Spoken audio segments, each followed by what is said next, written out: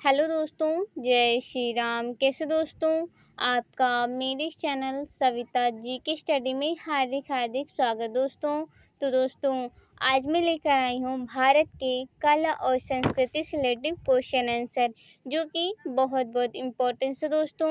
ये question answer दोस्तों सभी एग्जाम में पूछे जाते हैं, जैसे कि आईपीएस, यूपीएससी, आर्मी, पुलिस, पटवारी इत्यादि फील्डों में दोस्तों ये क्वेश्चन आंसर पूछे जाते हैं। अगर दोस्तों आप लोगों को मेरी वीडियोस अच्छी लगती हो तो मेरे इस वीडियो को लाइक और चैनल को सब्सक्राइब ज़रूर कर लेना। चलिए दोस्तों, अब हम इस वीडियो की शुरुआत करते हैं।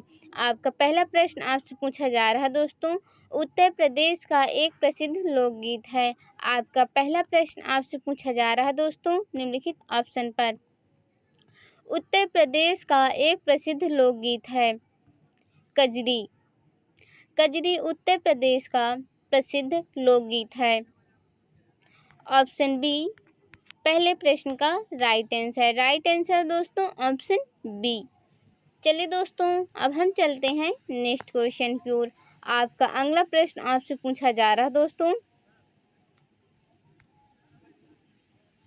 निम्नलिखित में से कौन सम्मिलित नहीं है। आपका दूसरा प्रश्न आपसे पूछा जा रहा है दोस्तों निम्नलिखित ऑप्शन पर। निम्नलिखित में से कौन सम्मिलित नहीं है।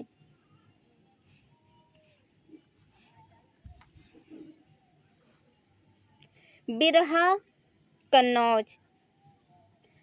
बिरहा कन्नौज सम्मिलित नहीं है। आपका दूसरे प्रश्न का राइट आंसर दोस्तों ऑप्शन डी।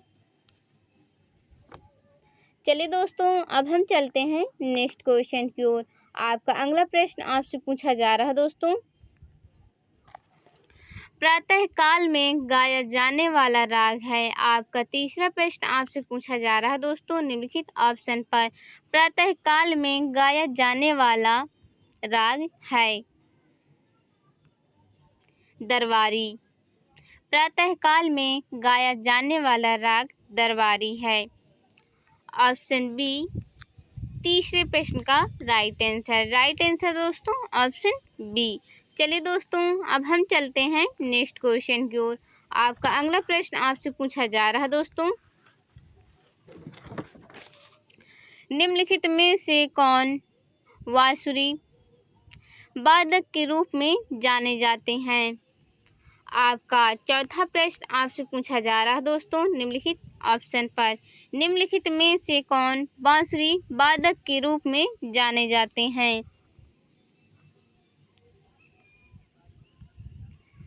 रोनू मजूमदार। बांसुरी वादक के रूप में रोनू मजूमदार जाने जाते हैं। ऑप्शन सी चौथे प्रश्न का राइट आंसर है। राइट आंसर दोस्तों ऑप्शन सी चौथे क्वेश्चन का। चलिए दोस्तों, अब हम चलते हैं नेक्स्ट क्वेश्चन की ओर। आपका अगला प्रश्न आपसे पूछा जा रहा है दोस्तों,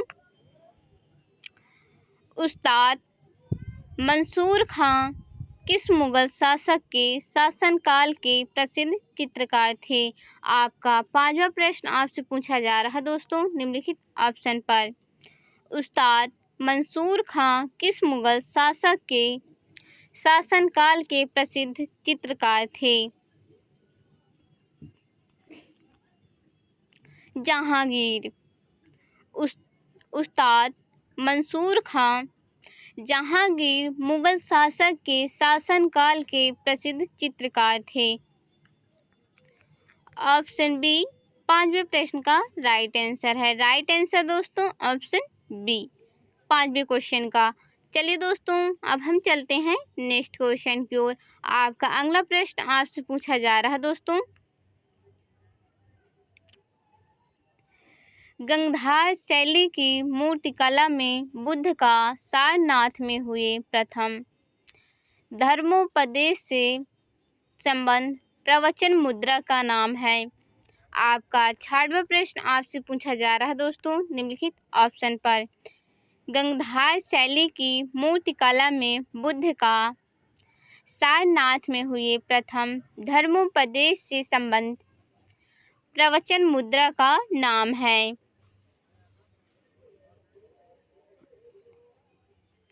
धर्म चक्र। धर्मोपदेश से संबंधित प्रवचन मुद्रा का नाम धर्म चक्र है। ऑप्शन सी 66वें प्रश्न का राइट आंसर दोस्तों ऑप्शन सी 66वें क्वेश्चन का। चलिए दोस्तों अब हम चलते हैं नेक्स्ट क्वेश्चन की ओर। आपका अगला प्रश्न आपसे पूछा जा रहा है दोस्तों, सिख धर्म की पवित्र पुस्तक कौन सी है। आपका 7वां प्रश्न आपसे पूछा जा रहा है दोस्तों निम्नलिखित ऑप्शन पर सिख धर्म की पवित्र पुस्तक कौन सी है।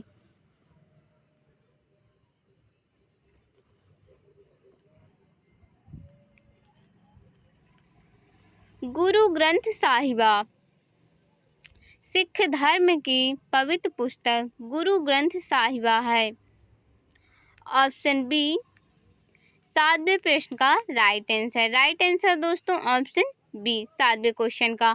चलिए दोस्तों अब हम चलते हैं नेक्स्ट क्वेश्चन की ओर। आपका अगला प्रश्न आपसे पूछा जा रहा है दोस्तों,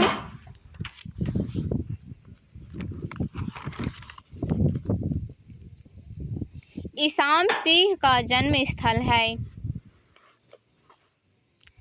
आपका 8वां प्रश्न आपसे पूछा जा रहा है दोस्तों निम्नलिखित ऑप्शन पर ईसाम सिंह का जन्म स्थल है।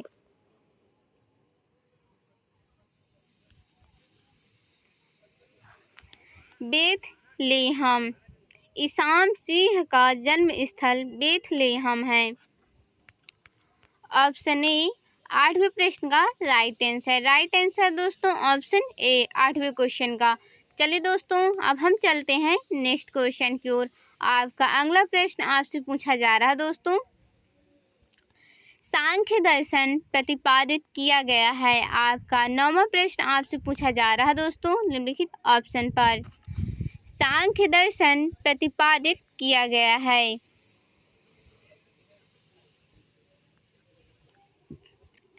कपिल द्वारा। सांख्य दर्शन प्रतिपादित कपिल द्वारा किया गया है। ऑप्शन सी 9वें प्रश्न का राइट आंसर है। राइट आंसर दोस्तों ऑप्शन सी 9वें क्वेश्चन का। चलिए दोस्तों अब हम चलते हैं नेक्स्ट क्वेश्चन की ओर।